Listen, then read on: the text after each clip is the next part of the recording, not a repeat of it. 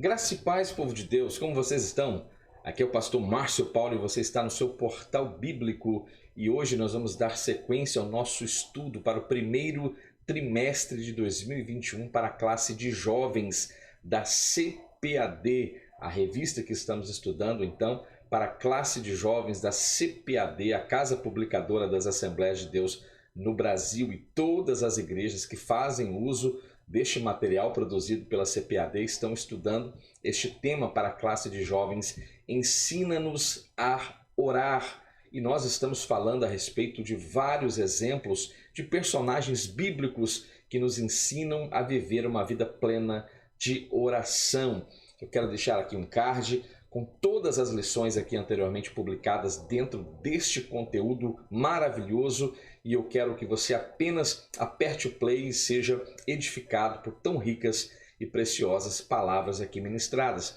Eu quero orar com você agora e após esta oração iremos fazer todas as leituras relacionadas à nossa reflexão de hoje. Aperta o cinto e venha comigo então nesta reflexão. Senhor, te clamamos e suplicamos pela pessoa bendita do Teu Espírito. Visite-nos agora, traga iluminação e entendimento, que possamos ser ministrados por Ti neste momento, é o que nós pedimos e o fazemos em nome de Jesus. Amém.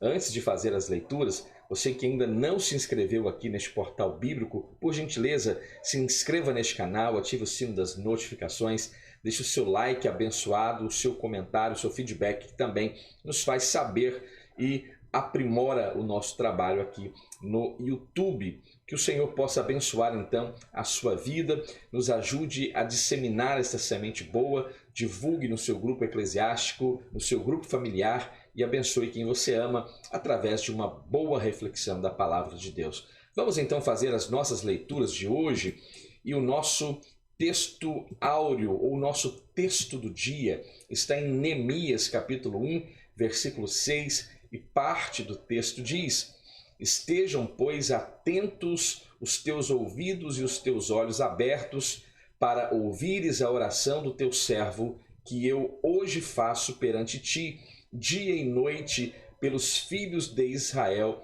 teus servos.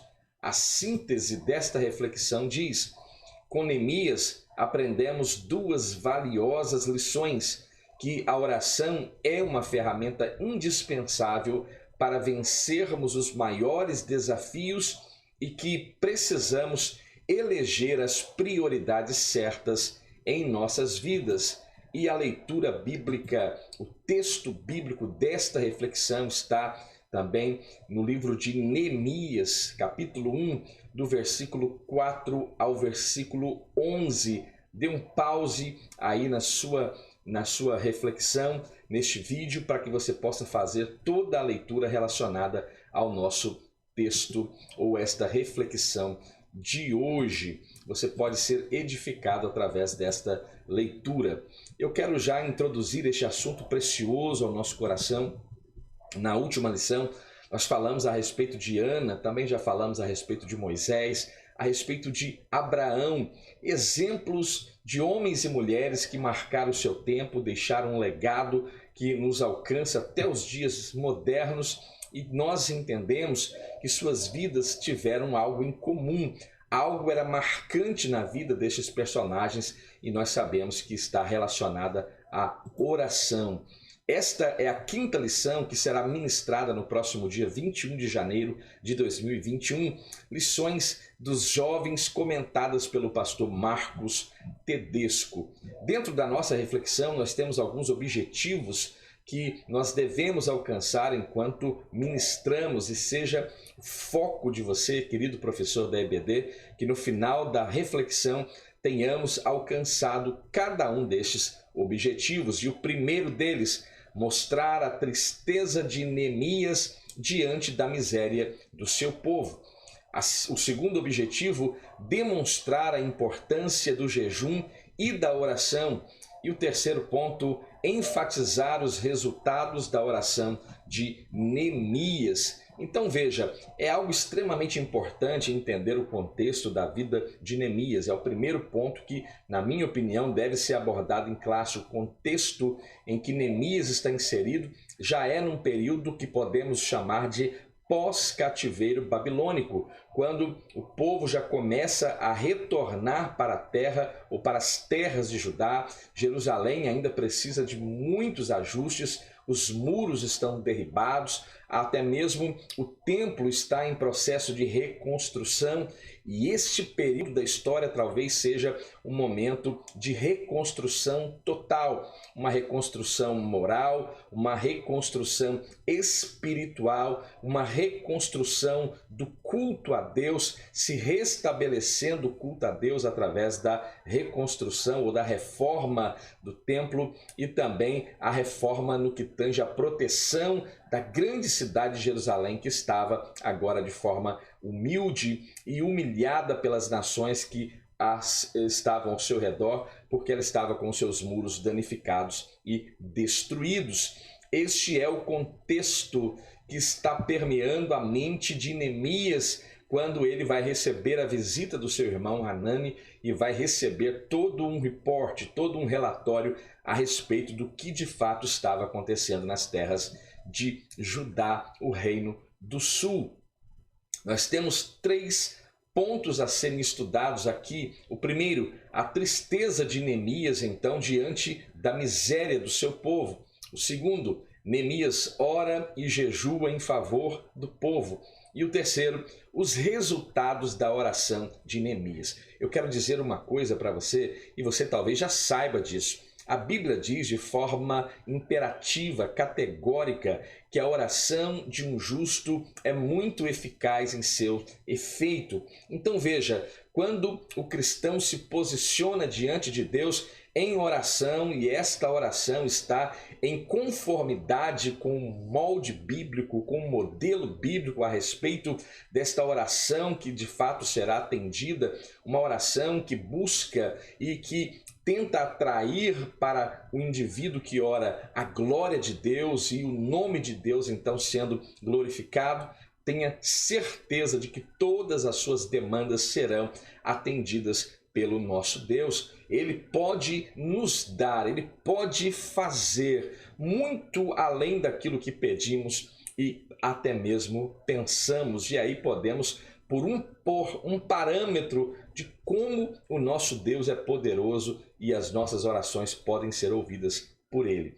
O princípio é crer neste fundamento bíblico, neste princípio bíblico. A Bíblia é cheia de princípios. Não adianta nos apresentar diante de Deus sem que estejamos cumprindo os princípios pré-estabelecidos por Ele à luz da palavra de Deus. Pastor, como compreender estes princípios? Eu lhe digo, vá para a palavra de Deus e a palavra de Deus lhe dará toda a direção, te irá nortear para que a sua oração seja ouvida e a sua petição agora atendida por Deus. Então a tristeza de Neemias diante da miséria do povo do reino do sul, do reino de Judá. O primeiro ponto, então, esse período, e é bom aqui pontuar, que é interessante, que nesse período pós-cativeiro babilônico, nós vamos conhecer alguns personagens que foram extremamente importantes, como Zorobabel, como Josué, o sumo sacerdote, não Josué que fora o sucessor de Moisés. Nós vamos conhecer profetas que também foram extremamente importantes para fomentar o desejo e a sinergia no meio do povo de Judá, como o profeta Ageu, como o profeta Zacarias, o profeta Malaquias. Também nós vamos conhecer personagens como Esdras e como Neemias, que também fazem parte deste contexto histórico tão maravilhoso. Eu aconselho que você faça a leitura dos livros históricos de Neemias e de Esdras e você será ricamente abençoado. Vou deixar um card aqui, porque no terceiro trimestre de 2020,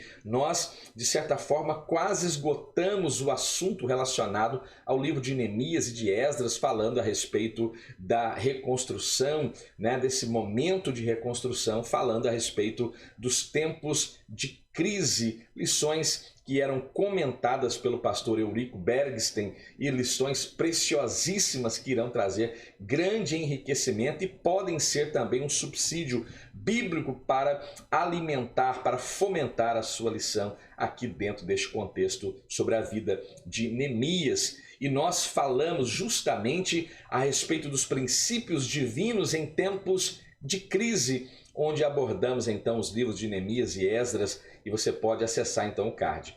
Então os tempos de Esdras e de Neemias, ou Neemias e Esdras, foram marcados justamente pela reconstrução da identidade de um povo sofrido, pela renovação espiritual e a retomada de uma consagração de vida a Deus. Veja que momento importantíssimo o povo de Judá está vivendo. Acabaram de retornar de um dos cativeiros mais terríveis, onde permaneceram por 70 anos em Babilônia, e agora, ao retornar, também precisam agora privar-se de muitas questões que são íntimas e pessoais para dedicarem suas vidas a esta reforma tão importante, então, para que haja uma renovação espiritual e também uma retomada de uma vida consagrada a Deus. Uma vida consagrada a Deus talvez seja o maior desafio da nossa vida cristã, porque envolve renúncia, envolve santificação, envolve pagar um preço, e às vezes muitos não estão desejosos em pagar tal preço. Mas eu creio que eu estou diante de uma classe de jovens que tem um grande temor e um grande anseio em seus corações. Há uma chama que arde em nosso peito, que não nos dá descanso em momento algum e que nos faz entender a necessidade desta renovação, desta reconstrução, para que o culto seja estabelecido, a glória de Deus seja manifesta e a vida de santificação seja plena. Então esta lição, além de falar dentro do contexto que estamos ministrando, que ensina-nos a orar, vamos entender então uma necessidade desta reconstrução agora no âmbito peculiar, no âmbito íntimo a esta necessidade. Então no livro de Neemias, nós vamos encontrar acerca dos fatos ligados ao retorno de Judá, que começa pelo ano 444 a.C., e o terceiro destes três retornos sucessivos e justamente após o cativeiro babilônico, que durara 70 anos. Essa história começa quando todo o povo de Judá é levado cativo para o exílio na Babilônia e passa a viver um dos períodos mais tristes de sua longa história. E quando nós lemos, por exemplo, o Salmo de número 137, eu separei aqui os 3 primeiros versos do Salmo 137 para apenas termos uma ideia de quão sofrida fora a vida de Judá durante esses 70 anos de cativeiro em Babilônia. E o salmista, ele começa narrando dizendo que junto aos rios da Babilônia nós nos assentamos e choramos, lembrando de Sião.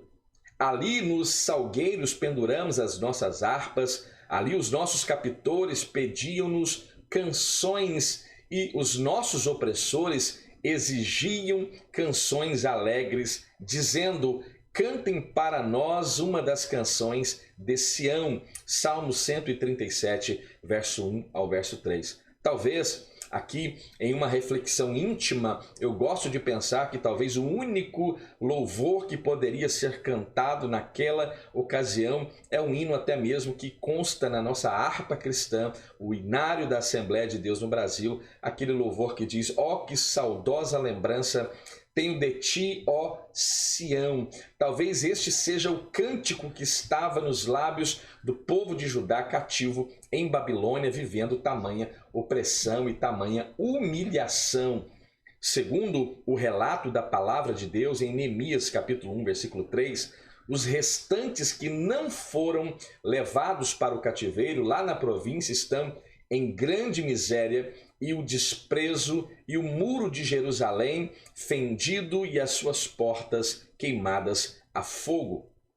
Jerusalém é destruída e o povo que fica, aquele remanescente que ainda ficou em Judá, passa a ser cada vez mais humilhado, explorado e ameaçado pelos povos que estavam ao redor do território de Judá. Não bastasse, entre os próprios judeus haviam também aqueles que, por serem nobres, por serem ricos, acabavam por explorar e impunham até mesmo um sofrimento ainda mais grave aos pobres e desfavorecidos de Judá. E eu digo mais grave porque eram os próprios irmãos trazendo opressão aos seus irmãos. As injustiças sociais eram muito grandes e traziam grande pesar aos corações daqueles que serviam ao Senhor e sonhavam com o retorno à grandiosa e histórica Jerusalém de outrora e que agora envolta apenas em sombras e amargas lembranças. Quando nós lemos, por exemplo, o livro dos Reis, quando nós vemos narrativas como do profeta Jeremias,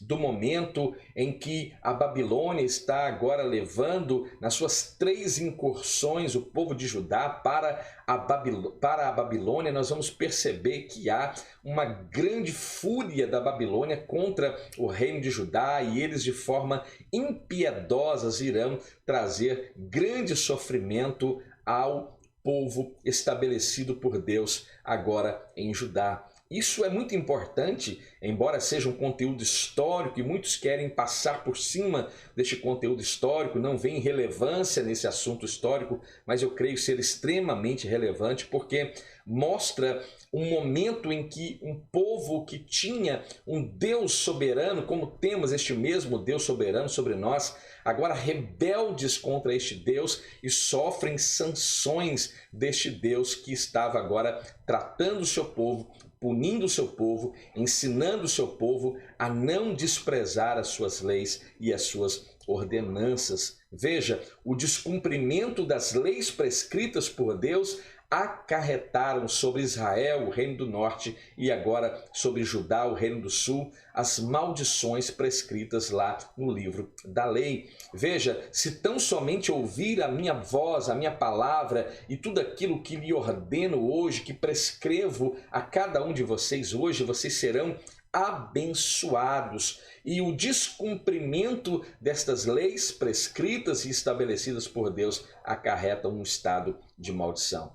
É exatamente assim nos nossos dias. Também existem leis prescritas por Deus para a nossa vida cristã e nós precisamos cumpri-las. Cada uma delas devem ser cumpridas para que vivamos e experienciamos as gloriosas bênçãos de Deus sobre a nossa casa, sobre a nossa família. Sejamos, pois, obedientes a Deus. Tem um jargão no meio pentecostal e eu gosto dele porque diz que agora no vocabulário de Deus existem 4 letras que é obedecer. E é muito importante que tenhamos esta ideia de que o Senhor, ainda que muitos querem oferecer sacrifícios, mas à luz da palavra, mais prazer tem o Senhor em que obedeça a sua palavra. Então a ordem para você jovem, você que é forte, que o Espírito de Deus está em você, que você que já venceu o maligno, obedeça e a mão poderosa de Deus irá permanecer sobre a sua vida. Então veja, sensibilidade e empatia, características que nós encontramos na vida de Neemias. Na Bíblia os nomes são circunstanciais. Eu não sei se você já ouviu falar a respeito disso, mas, por exemplo, quando Jacó e Esaú nascem, um recebe o nome de Esaú, que significa vermelho, porque ele parecia que estava coberto de pelo. E o seu irmão Jacó tem justamente esse nome, que é aquele que pega no calcanhar, agarrador de calcanhar, porque ele nasce justamente com a mão no calcanhar do seu irmão. Então os nomes geralmente no contexto deste povo, neste tempo, eram circunstanciais e falavam, ou em algumas vezes até de forma profética, a respeito da vida desse indivíduo. No caso de Neemias, é importante observar que Neemias significa justamente Yahvé, o Senhor tem compaixão. essa tradução do nome Neemias é algo extremamente importante e relevante para você pontuar na sua classe de escola bíblica dominical. Veja, em um primeiro momento, Neemias poderia ter pensado na sua própria vida. Ele poderia ter pensado na sua própria vida e poderia ter se privado de dores de cabeça e preocupações, e ele agora, como copeiro do rei Artaxerxes Longímano, gozava de muito conforto, status e estabilidade. Por que eu deveria abrir mão desse conforto, desta estabilidade, desta condição, deste status que eu vivo para me ocupar ou me preocupar com aquilo que está acontecendo em Judá? Isso se chama sensibilidade. Ele tinha esta sensibilidade em relação aos seus irmãos, aqueles que eram oriundos da sua mesma nação, daqueles que tinham a mesma bandeira, aqueles que eram da mesma pátria que ele. E ele também nutria um sentimento de empatia. E o que era empatia, senão, de uma forma sintetizada, uma definição daquele ou daquela habilidade que temos de nos colocar no lugar do outro e sentir as suas dores, chorar as suas lágrimas e viver aquela condição a que aquele indivíduo está vivendo. Este é o sentido a respeito daquilo que era evidente na vida de Neemias, um homem sensível e que também tinha este sentimento de empatia em relação aos seus irmãos de Judá. O terceiro ponto, um mundo que agonizava. O tempo de Neemias pode ser, de certa forma, avaliado à luz do tempo em que nós estamos vivendo. Olha aí para a sua direita, para a sua esquerda, para a sua dianteira, para a sua retaguarda e observe o momento em que nós estamos vivendo. Os níveis de violência, Brasil e mundo afora, estão fora de qualquer limite tolerável. Violência contra a mulher, violência doméstica, estupros, feminicídios, pedofilia, tantas coisas horrendas acontecendo neste mundo onde nós estamos inseridos. Pessoas sendo vitimadas por pandemias como esta que estamos vivendo agora, e agora há até mesmo a ideia que está sendo propagada de que há uma mudança, de que há uma evolução no vírus e que este novo vírus está se adaptando e se tornando ainda mais letal que o primeiro. Veja, este é o cenário que nós estamos vivendo. E o cenário que Neemias estava vivendo também era um cenário terrível.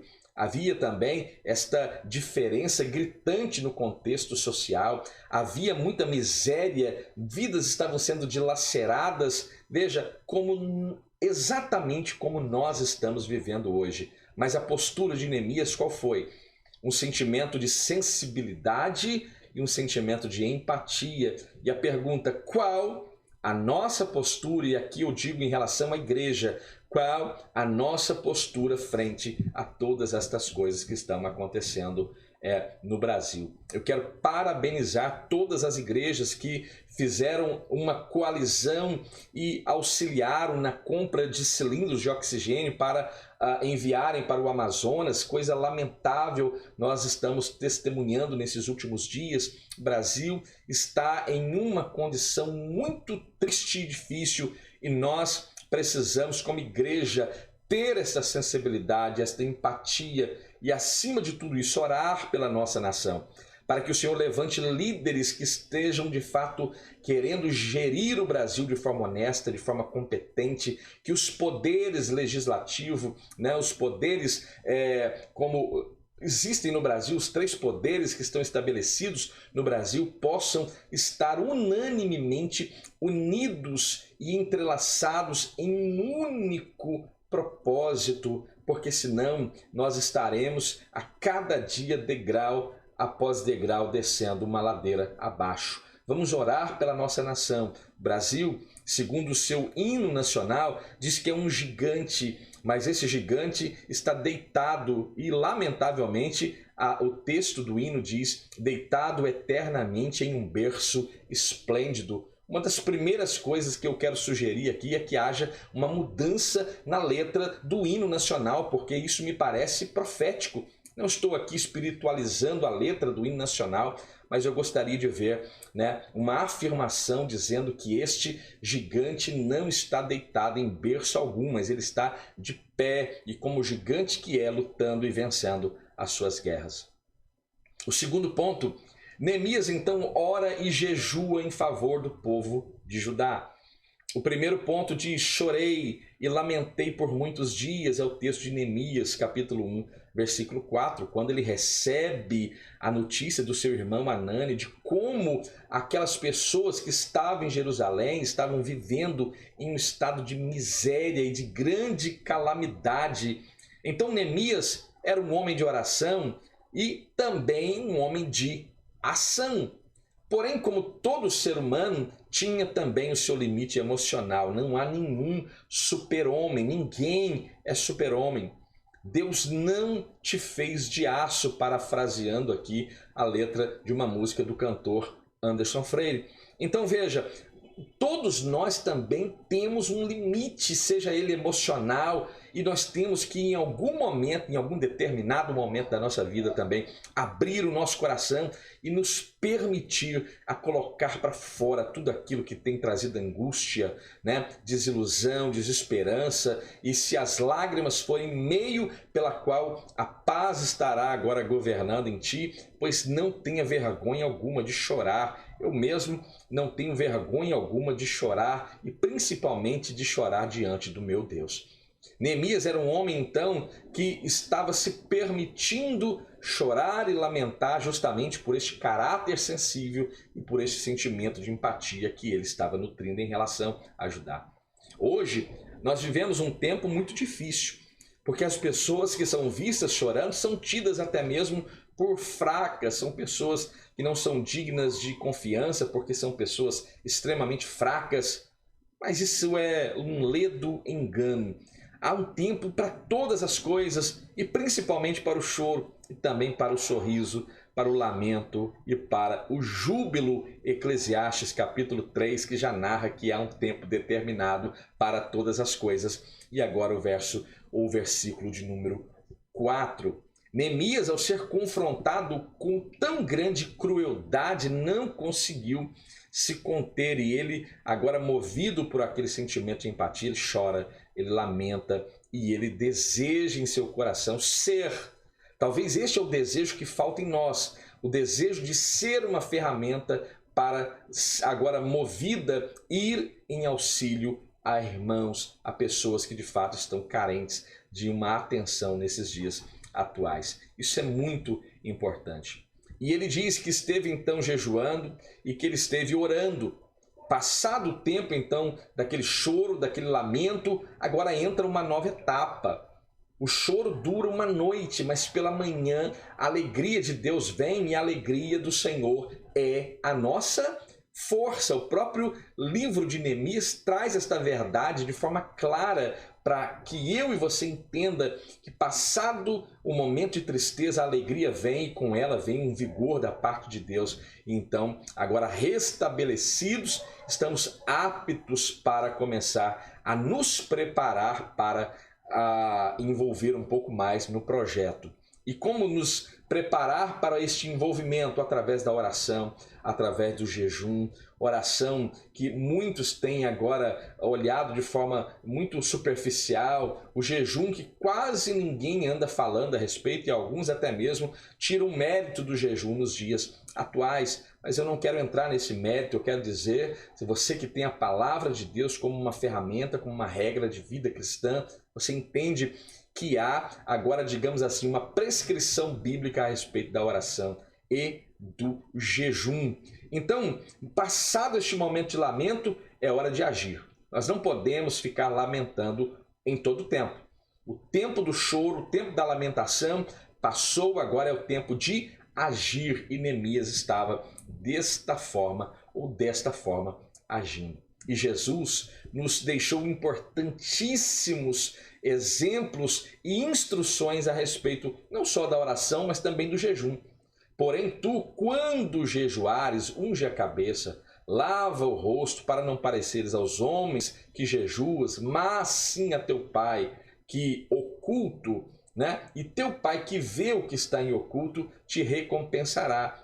Então não adianta aparecer de manhã com aquela cara amarrada, né? Com aquela cara de angústia e de tristeza para demonstrar que você está consagrando a sua vida. Você já deixou de consagrar quando você já nutre este sentimento de mostrar aquilo que você está fazendo. Faça de forma silenciosa, este Deus que de forma oculta entende, percebe e vê, ele então te recompensará. O jejum é algo legítimo. O jejum é algo legítimo e pessoal e que preferencialmente só deve ser compartilhado com o nosso Deus em oração. E também, jejum não é somente se abster de alimento sólido ou líquido. Também não é se abster por um período de tempo de forma parcial de um ou de outro alimento, como alguns eu quero fazer os 21 dias de Daniel e começam a comer só legumes e bebem água. Isso pode ser até bom para a saúde, mas o que acontece com o princípio, com o foco, onde está a sensibilidade, onde está a origem, a razão pela qual você se comporta assim, porque também jejuar também está relacionado com o dar-se ao outro, de forma voluntária, de forma que agrada a Deus e auxiliar o outro, então também é uma forma de consagrar-se a Deus. Então, durante a audiência que ele tem com Artaxerxes, primeiro Longímano, imperador persa, o monarca lhe faz uma pergunta: que me pedes agora? Esse fragmento deste texto revela muito acerca da vida de Neemias. Ele era um homem de oração.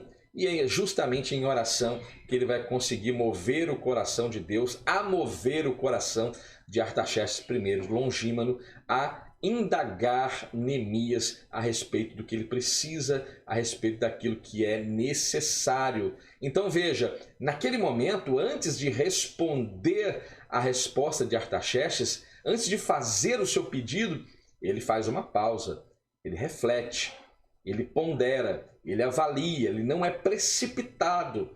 E muitos somos precipitados. Viste o precipitado a falar, mais esperança há para o louco do que para ele, né? Para o tolo do que para ele. Então veja, é um conceito bíblico. Então nós temos que ter essa prudência. Nós temos também que exigir de nós esta reflexão diante das perguntas que são propostas para nós, né? A respeito dessa pergunta: que me pedes agora? Se eu lhe dissesse agora, o que você me pede agora? Talvez você teria imediatamente algo a pedir, mas o conselho bíblico é: pare, reflita, avalie e então faça o pedido, componha este pedido de forma que você vai ter muito mais êxito. Neemias teve sua oração, teve um momento de busca, ele se entrega nesta vida de oração. Isso fica evidente quando nós conhecemos a história de Neemias, né? Orações espontâneas que revelam também uma condição muito importante: a contínua dependência da direção de Deus. Veja, essa é uma característica do cristão, dependência de Deus. E quando eu dependo de Deus, até as coisas mais simples e singelas são movidas também por esta direção de Deus. Aquilo que eu peço é movido pelo meu reflexo, né? Quando eu agora me comprometo em, antes de abrir a boca e pedir, neste momento de reflexão com Deus, eu avalio, pondero e então apresento as minhas demandas. É exatamente isso que Neemias está fazendo. É exatamente isso que Neemias está te ensinando e me ensinando. Aprendamos então com Neemias. O terceiro ponto, os resultados então da oração de Neemias. A oração que é feita com um propósito e não para o mero deleite são respondidas. A Bíblia diz: pedis e não recebeis, porque pedis mal, para gastardes no seu próprio deleite. Ou quando não é para o deleite pessoal, nós pedimos já com um certo ceticismo, com incredulidade. E aí, pede e não recebe, porque quando você pedir, pede sem duvidar. Seja convicto de que você tem um Deus que ouve a sua oração, a sua petição, e que ele tem poder para responder. Esta oração está dentro deste molde, esta oração está dentro deste modelo, deste princípio, então vai confiar no Senhor, espera com paciência nele e ele, por certo, cumprirá aquilo que anseia o seu coração. Então a resposta ao copeiro do rei. Neemias abre o seu coração para Artaxerxes, faz a solicitação a este monarca persa, e agora, em aproximadamente 4 meses, que é o que se depreende do texto, né, e a cronologia aqui apresentada, né, ele tem uma preparação, esta busca, esta entrega, o entender o que de fato é necessário para o avanço da obra e para que o projeto saia do papel, para que o projeto não fique apenas arquivado, mas que seja não uma obra teórica, mas uma obra prática. Então ele vai se consagrar, vai orar, e quando chega a hora esperada, ele está preparado. E nós também precisamos estarmos preparados. Chegando então o grande dia, o rei vai olhar para ele, né, e vai perceber através de como Artaxerxes I Longímano percebe que está alguma coisa errada com Neemias, através de uma linguagem não verbal. E o que é esta linguagem não verbal? O sinal de trânsito é uma linguagem não verbal. A faixa de pedestres é uma linguagem não verbal. Te sinaliza, te diz algo ainda que não seja verbalizado, falado. E a Bíblia diz que o coração alegre traz formosura. É isso mesmo, é isso que você pensou, né? Você pensou, aformoseia o rosto. E é isso mesmo, traz formosura ao rosto. Mas Artaxerxes percebeu, através desta expressão não verbal de Neemias, né, que ele estava agora com um semblante triste. Então, ele está se entregando, ou ele está demonstrando através desta linguagem não verbal como o seu coração está entristecido, está amargurado por causa da condição que Jerusalém está, que aqueles que estão em Judá estão vivendo. Então, por que está triste o teu rosto? Você não está doente? Esta é a palavra que Artaxerxes diz e libera a Neemias. E ele diz, não é isso senão tristeza do coração? Artaxerxes tem a percepção daquilo que está acontecendo com Neemias através de uma expressão não verbal ou uma expressão corporal. Neemias então fez uma breve oração e abriu o seu coração. Como servo do Deus Altíssimo, fez a sua parte. E às vezes nós queremos ser atendidos como Neemias foi, mas nós não fazemos o dever de casa. Nós não fazemos a nossa parte como Neemias claramente faz, né? Já o Senhor todo soberano, que pode mover, se você se lembrar, ele já começa, este Deus poderoso começa movendo o coração de Ciro, dando uma ordem para que o povo retornasse para reconstruir o templo em Jerusalém. E a própria palavra diz, né, Ciro seria chamado de pastor, iria cumprir aquilo que é a vontade de Deus. Então veja, porque Deus despertou o espírito de Ciro, Deus também está despertando o espírito de Artaxerxes através desta linguagem não verbal exposta por Neemias, e ele vai propor a Neemias o que você está vivendo, o que está acontecendo, e a brecha foi aberta e Neemias pode apresentar a sua demanda, e apresentando a sua demanda, veja, o rei deu todas as permissões possíveis. Colocou Neemias na função de governador. O copeiro se torna governador sobre Judá e redigiu os decretos reais que iriam viabilizar toda a construção da obra. Ou seja, o projeto que era apenas teórico agora deixou de ser uma teoria, deixou de ser um mero desenho no papel e se tornará uma obra prática, concreta, realizada. Por quê? Porque houve primeiro prudência, houve construção no relacionamento com Deus através de oração, houve uma petição em oração e jejum, houve uma resposta de Deus que vai também despertar o espírito de Artaxerxes para abençoar a vida de Neemias. Que coisa gloriosa! Olha o que o nosso Deus faz. olha o que o nosso Deus fez por Neemias. E eu quero dizer uma coisa que talvez vai fazer você dar um glória aí onde você está. Ele também faz exatamente a mesma coisa em relação a você. Você crê nisso? Comente aí. Se você crê, deixe o seu comentário, deixe o seu like abençoado. Ele foi então, estava tudo certo, tudo mamão com açúcar? Nananina não. As adversidades também estavam no meio deste caminho.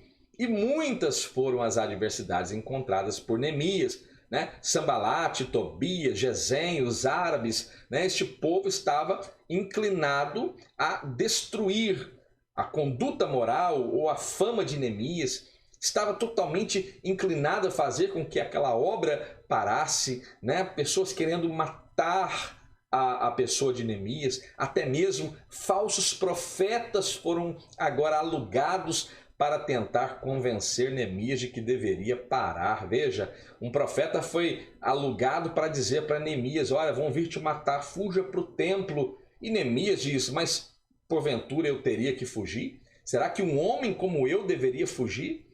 Ele entende que aquela palavra do profeta não se relacionava com a vontade de Deus, porque ele faz uma avaliação de avaliar os espíritos.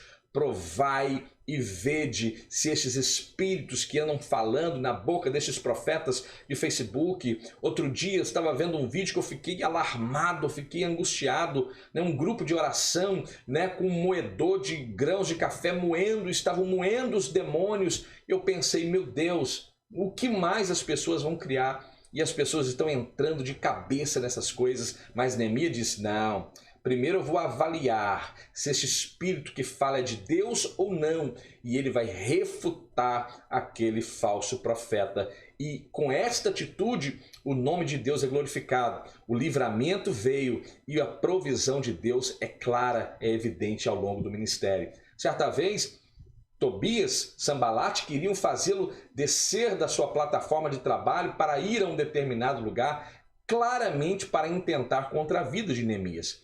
Porque se Neemias morre naquele ou naquela altura do campeonato, a obra parava.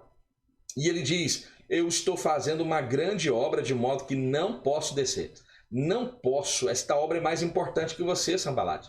Esta obra é mais importante que todos os árabes, de que todos os samaritanos aí envolvidos, do que todos que estão aí envolvidos, amonitas. A obra é mais importante e a obra não pode parar. Então, eu não vou parar a obra não será paralisada, então eu vou ficar aqui.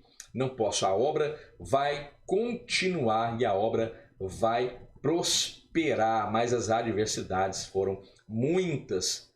Após a conclusão daquela obra, e acredite você, 52 dias de construção daquela obra. Talvez nunca o povo de Judá estiveram numa sinergia tão perfeita como naquele tempo.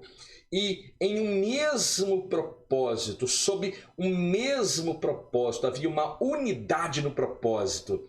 Às vezes nós como igreja não temos sido abençoados como até mesmo cremos que seríamos abençoados por causa desta sinergia, por causa desta ideia de estar sob o mesmo propósito. Às vezes tem um puxando para um lado, um outro puxando para o outro puxa para cá, para lá e o resultado é não sai do lugar. Mas quando há esta sinergia, quando há esta unidade em relação ao propósito, meu amigo, saiba que as coisas irão avançar e a glória do Senhor será manifesta com toda certeza. Quando estudamos a vida de Neemias, nós percebemos então um homem cheio de vida com Deus e vivia em oração. Podemos perceber a importância, então, em elegermos as prioridades certas para a nossa vida. E de todas as formas possíveis, diversas pessoas tentaram desviar a atenção de Neemias, mas ele diz, eu estou fazendo uma grande obra de modo que eu não posso parar. Não posso parar, porque se parar, a obra fica estagnada e não é esse o propósito, a obra precisa ser concluída.